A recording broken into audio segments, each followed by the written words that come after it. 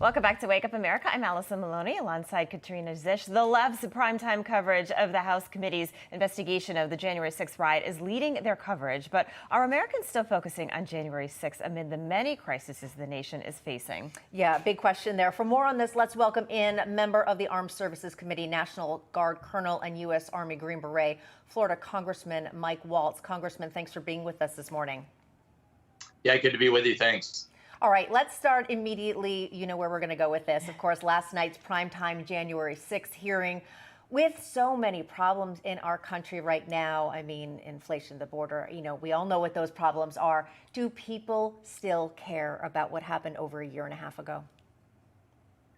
Well, don't take it from me. Just take it from the data that we're seeing out there and the most recent polling. And these are, relatively mainstream media polls. Are showing that it is inflation, it's the economy, and it's crime. And everything else is a distant third, fourth, fifth, and sixth.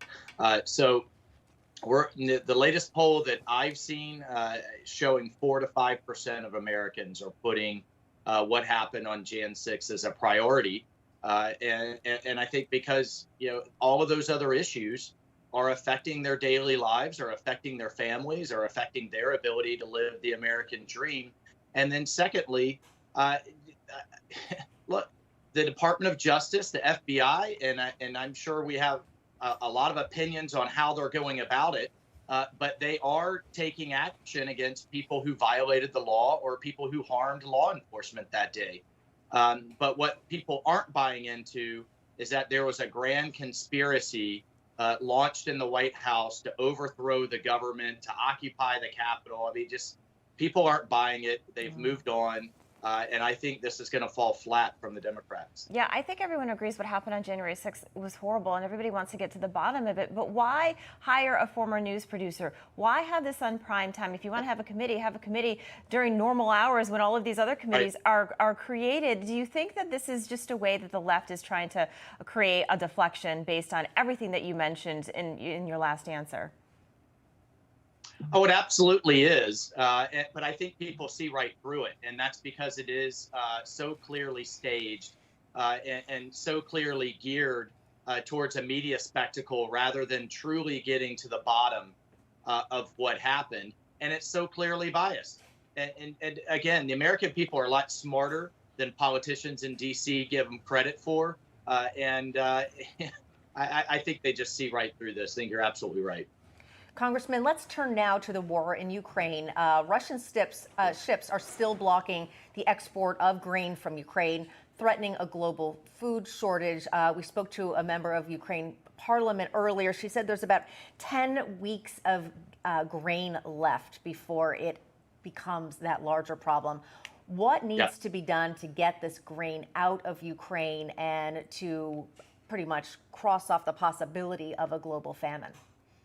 Yeah, no, I'm glad you pointed that out because a lot of people are asking, and I think rightly, how does this affect us back home? We've already seen food prices going through the roof in the grocery stores and really even around the world. A lot of that is because of Biden's failed energy policies that are underscoring that inflation. But we're about to see that increase multifold. I don't think there's a full appreciation. It's not just the wheat. It's the corn, which provides the basis for feeding livestock around the world. It's a huge percentage of the world's fertilizer. Ukraine really was a breadbasket. It was one of the key breadbaskets of the world. And all of that is locked up in Ukraine's ports right now. It's spoiling. It's going bad. And the next year's crop is about to harvest. And then that'll infect the year after that when they have no place to store it, no place to ship it out. So what do we do about it? Look, I think we should talk seriously about a humanitarian corridor, sending ships in. And I just cannot see the Russian Navy starting to sink humanitarian ships full of supplies. And oh, by the way, the Russians need it too.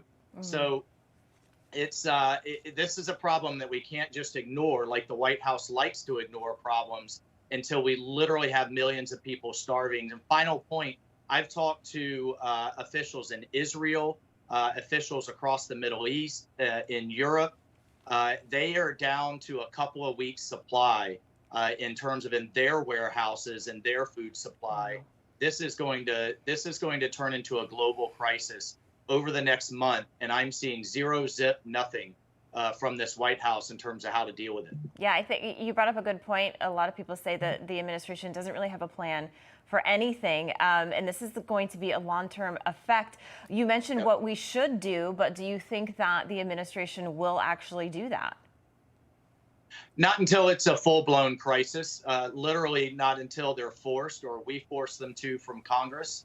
But, whether it's, the infant formula crisis, whether it was this crisis, the debacle in Afghanistan, they are constantly caught on their back foot. Inflation that was transitory for the whole first year of the administration.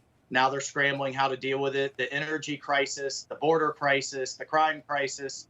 So I think they'll eventually be forced to deal with it when literally we see on our television screens, not just, in the poorer countries in Africa, but some of the more developed countries, and those spill-on effects will absolutely hit us here at home. Yeah, being reactionary instead of proactive. Congressman Michael Waltz, always great to have you. Thank you so much for joining us this morning, sir. All right, take care. God bless. Same to you. Hey, I'm Rob Finnerty. Thanks for watching. If you enjoyed this video, please join the conversation in the comments below. Don't forget to subscribe, too. Hit the bell icon to be alerted to breaking news. And remember, there's a whole lot more on Newsmax TV, America's fastest growing cable news network. Newsmax TV, we're real news for real people.